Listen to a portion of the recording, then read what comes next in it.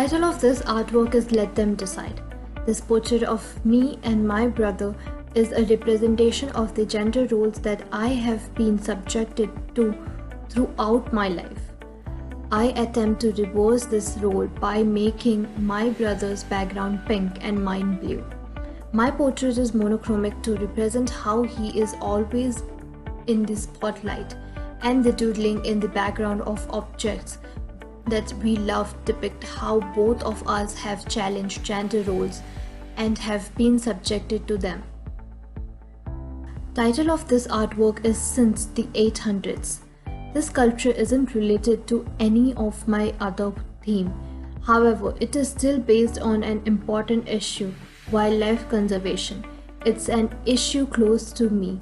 The blood red elephant is representative of the wildlife that get poached and hunted, and the violence and bloodshed involved within it. The gold on the tusk and the elephant shows how the violence is overlooked for the money involved. Title of this artwork is Journey to Self-Discovery. This painting portrays my struggle with PCOS, loosely inspired by Art Nouveau. The different element of this symbolize a particular aspect of PCOS. Lily, often pictured in sequence with Virgin Mary, signifies virginity, purity, and even depression. Dead leaves represent decay and sadness. Cal lily represents rebirth, but here I am using it for its shape, little to look like vagina. Polythene here represents suffocation as a depiction of the way I feel with PCOS. Title of this artwork is Ma, which means mother. This portrait in charcoal shed light on the stereotypes surrounding transgender people and motherhood in Indian culture. It challenges the idea that motherhood is associated with biologically delivering a child by portraying a transgender woman holding a child to represent the idea that motherhood is an emotion and not associated with human physiology. The burnt edge depicts the damage against marginalized communities caused by embarrassing such bigoted ideas. Title of this work is You Can't. This 3 photo is the depiction of my frustration. The viewers want to see more of me, but the thread limited. Even after trying to piece the image together, one cannot see my face completely as a whole. Thus, this leads to frustration.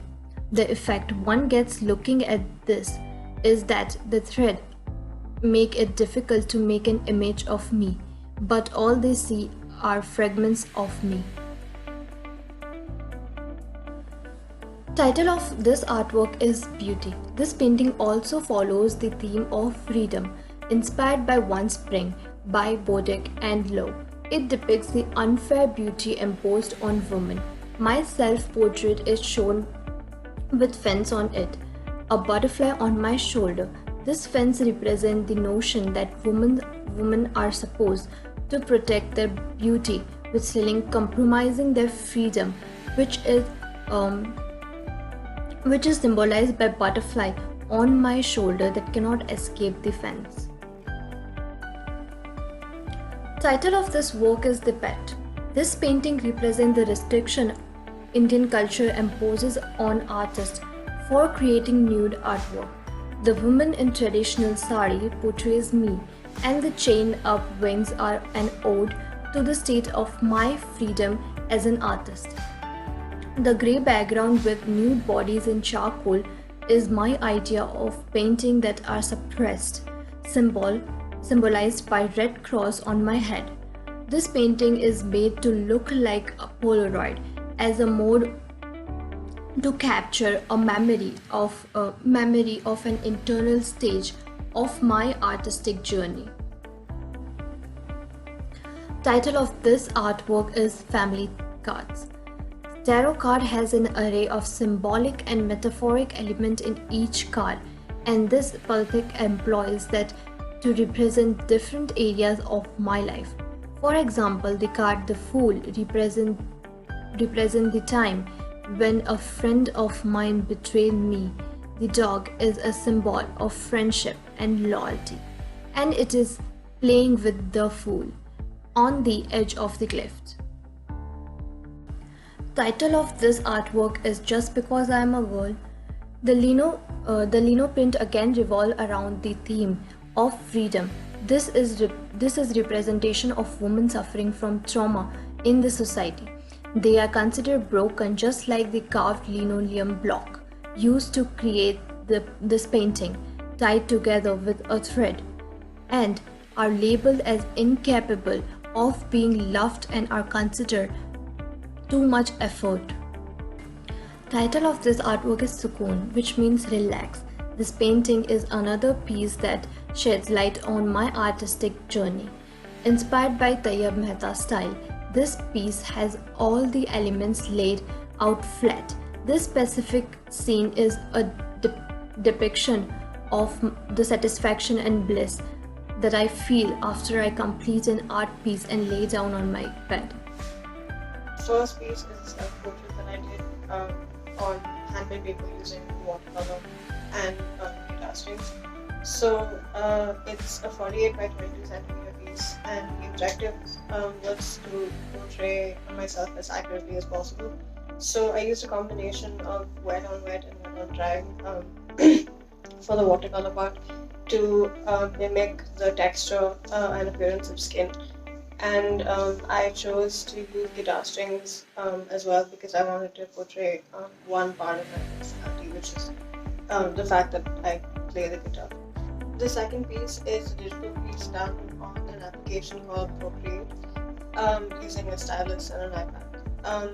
It's called Reflection, and it's inspired by John William Waterhouse's realistic style, as well as some of his artistic choices, such as his use of water to create an atmosphere of reflection and contemplation.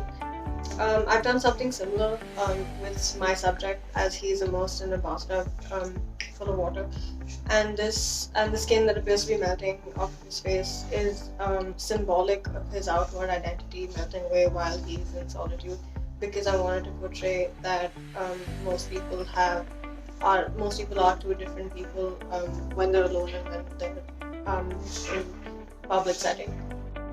The next piece is a comic strip called Grocery Shopping that is an ink on paper piece inspired by Persepolis by Merchants and Chocolate. The use of only black and white was intentional, and it was to bring about a sense of seriousness because of the contrast between the two colors. The piece is about the transactional relationship that I think people have with religion, and it talks about this by comparing religion itself with grocery shopping. The next piece is a terracotta sculpture that's been painted white. It's 22 centimeters by 11 centimeters, and it's called the purpose of this piece was to talk about one aspect of human behavior, which was that most people, if not all people, are quite difficult to understand, and there could be parts of everyone that go undiscovered because it's usually hard to get to know a person properly. That was the idea that went behind creating this piece, and I chose to do it through I chose to do a sculpture because I thought that texture was important here, as well as the physical form itself, because of the fact that I wanted to portray a maze. The next piece is an oil on canvas piece using palette knives and the impasto technique. This was inspired by Salman Khosrow's White on White series of portraits, and it's called 3 Lives, 1 Person. It was also inspired by a video that I watched that talked about ideas of reincarnation and every life being interconnected. So I wanted to portray that in a painting, and I liked the White on White series because of how Salman Khosrow used a single color and just the consistency of oil paint to accomplish a very impactful piece by just using, or rather just focusing on the texture, dimension and form. that oil paint brings about. The next piece is an ink on paper piece that is a cityscape done in one point perspective, and the piece is called Gantoxican because it is based on a picture that I took while I was traveling there, and I really liked obviously the perspective of the image itself, and I wanted to see um, if I could mimic that with ink. So this was the most technically challenging piece because it required an incredible amount of skill and detail because of things like scale and proportion and things. I chose to do this again in black and white because I wanted the focus to be on the form of the buildings and the details itself. I didn't want anything to be to distract the viewer from it. The next piece is a paper sculpture called Trapped. It is 57 centimeters tall, 45 centimeters wide. It was influenced by Kalimaki's figurative sculptures with elements of surrealism as well. The purpose of the sculpture was to compare the human mind to a house, and this was because that, in my opinion, a lot of people tend to live inside their heads as opposed to in the real world, and I wanted to portray this using a sculpture that is life-size, so my audience was able to empathize with the subject. I chose to use a gradient effect with the acrylic paint because I wanted to show that the house was part of the head, was part of the human itself, and not a separate element.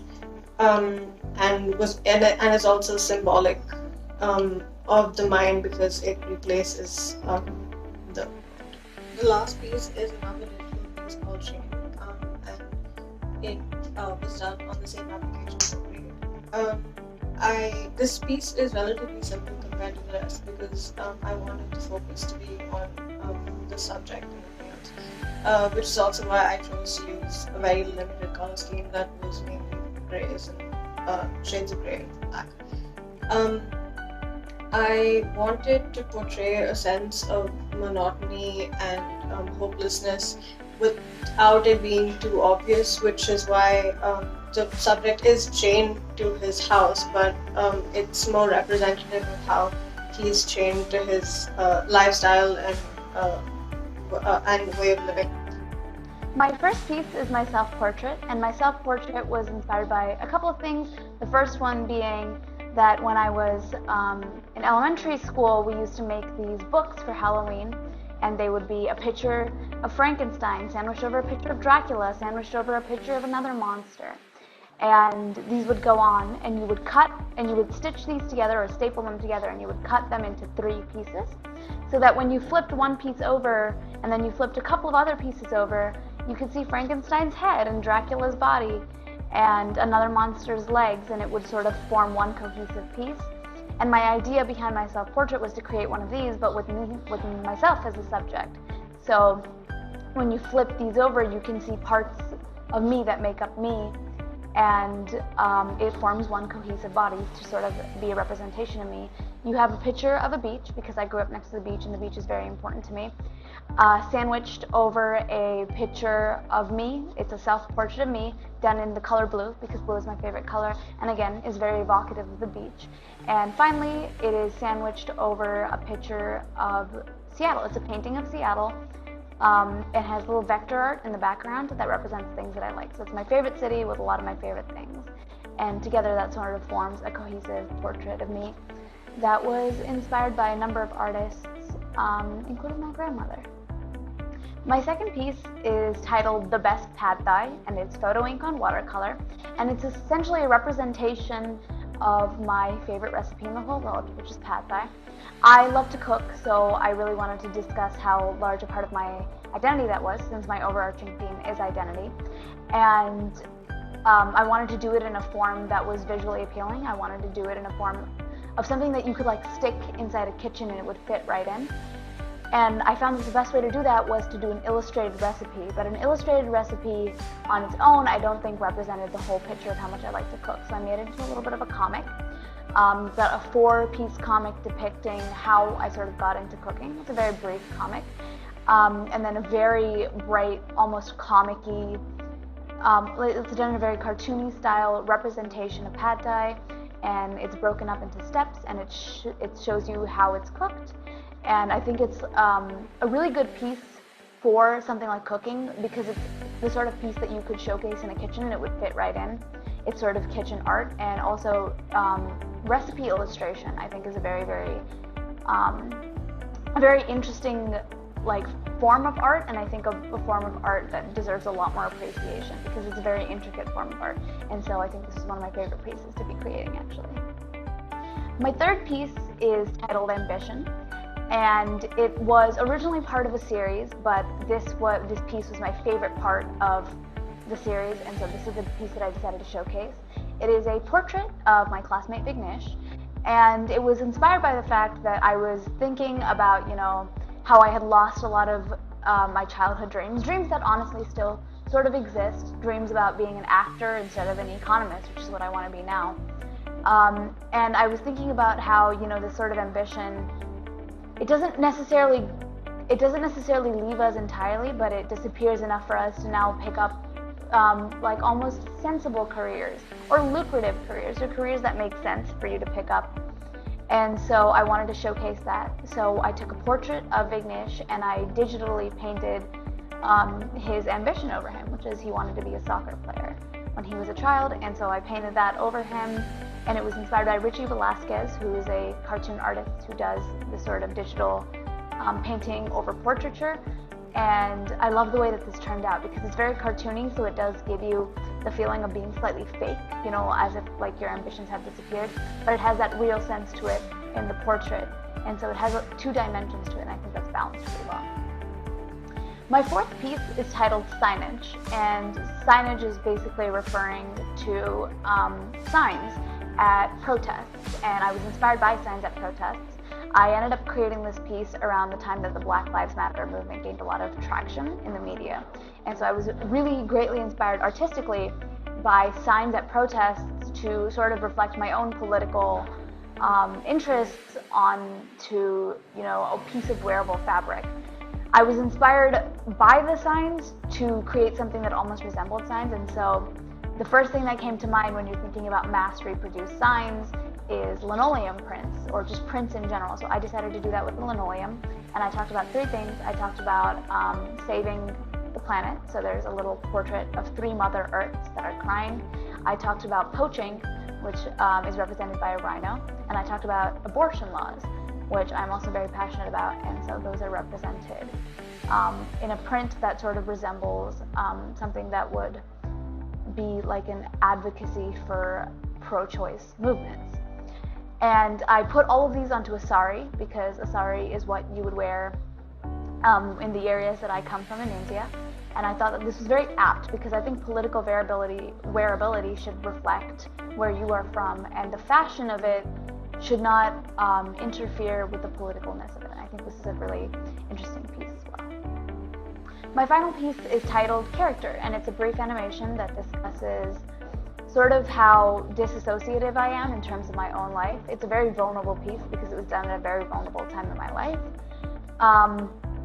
It discusses how I sometimes feel like an outsider in my own life, and it was inspired by this piece that I saw on Twitter where a artist had illustrated a scene from her favorite movie to represent a video game. And I thought that this would be a really interesting way to sort of depict this as if I'm a player character in a video game in my own life. I have a limited number of lives made to represent chances that I sometimes feel like I have a limited number of. And, somebody else is controlling me, and I don't have free will or, the space to move around like I would like to. And I used, as a backdrop, I used my favorite movie. As I was saying, I was inspired by a Twitter user, and I used The Social Network. And you see me walking straight across the screen holding a book of magic spells. I got hearts above my head, inspired by a lot of the pictures that I take. And it's just like a depiction of how I sometimes feel in my own body, and sort of my own struggles with disassociation in my life and anxiety. My first piece is titled Letting Them Flow, and it's a surrealist-inspired photograph that I took using a DSLR and manipulated digitally on Photoshop. The tears flowing from my eyes in the picture depict a hard time that I went through in my life, and it's a symbol for trying to let all my stress and anxiety go, so that I can try to move on with my life and be a happier person. But then it also, the flowers that are in the tears depict the small parts of myself I ended up letting go in my journey. The props that I use in the picture, which are mainly the paper which shows the tears that are flowing, and the flowers were made by hand by me. The flowers are plastic, which I found as part of junk, and I think throughout my through all my artworks I always try to reuse materials, since I strongly believe in recycling. And the tears that are flowing from my eyes are made with ink on watercolor paper. My second piece is titled Woke Up Like This, and it is a watercolor painting on watercolor paper. It is inspired by the works of Jenny Savier mostly, because she likes to portray the human body, with emphasis to the female body, as it truly is, instead of an idealized version of it, as we so often see in art. I also wanted to carry this forward and depict what a female body is truly like. The title itself is it's a satirical title that pokes fun at people posting pictures on social media which may be digitally manipulated or altered in some way, and they title it Woke Up Like This, and it is clearly false. So I titled this piece Woke Up Like This to show what the human body really looks like, and show the truth instead of something that's false. The style of the painting is also inspired by Jenny Savier, except instead of working with oil paints like she did, I worked with watercolors. My third artwork is a self-portrait that I created using watercolor on an A3 size watercolor sheet. It depicts me taking off my skin to reveal my skeleton inside and words flowing out of me, and I'm standing in my bathroom.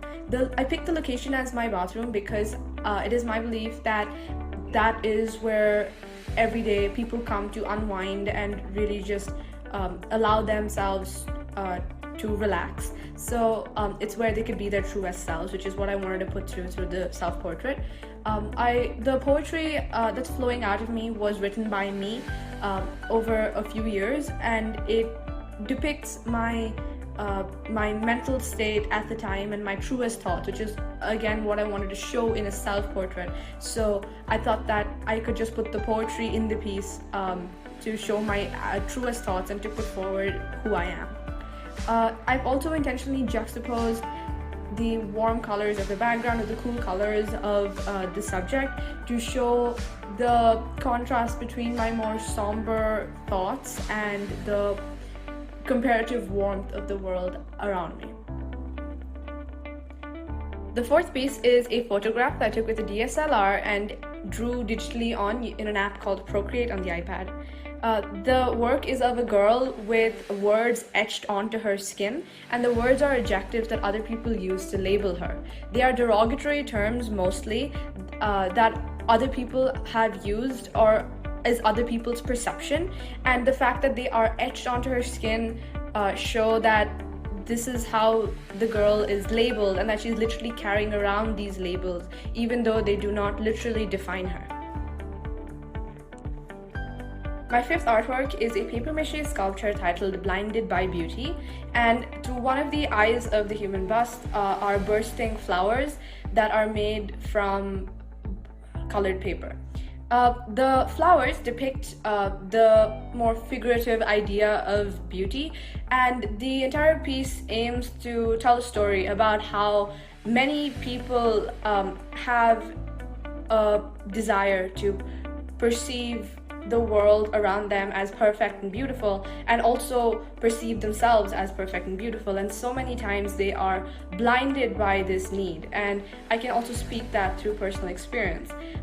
We are so constantly blinded by this need of appearing or being perfect and having having a perfect life, but we end up being blinded by that constant need and lose sight of what is truly important. And that's why the flowers stream down to create something that is akin to tears flowing down their face, to show that that constant need to be perfect and to live in a perfect world is not always what is good for us. The sixth piece is called A Cage of Our Own Making, and it is made using watercolors on watercolor paper as well as copper wire. It shows a multitude of flowers covering the page, all made out of watercolor, with one blank flower right in the center. The one blank flower is encased by the cage, which is made out of copper wire and is stuck physically onto the paper. It depicts how recently, especially in these unprecedented times, how many students are starting to feel burnt out and empty, and feeling like in a world that is full of people with potential and talent, feeling just empty. So the blank flower represents those mostly children, because I'm speaking from my own experience, feeling burnt out and feeling empty when compared with the multitude of students around the world. And the cage is put around this flower to show that this burnout and this exhaustion is created by ourselves or by themselves, and is them limiting themselves. The seventh artwork is titled Then She Burst, which is an installation sculpture of a sewed garment and fabric manipulation as well. This piece was mainly inspired by my desire in the future to be a fashion designer, which is why I wanted to create something where I could use my skills regarding fabric and materials. It depicts one garment on a dress form, and there seems to be a black hand wrapping around the bodice, pulling apart one part of the garment, with a lot of fabrics of different colors and textures bursting out of it. It is to depict the stories of mostly artists, but anybody in the creative field, often suffering from burnout, but being forced to push themselves and kind of forcing the creativity out of themselves, which is depicted by the multitude of fabrics that's bursting out of it. And the black hand is that's ripping it apart is to show how these artists are being forced to use that creativity constantly, regardless of burnout or having no ideas.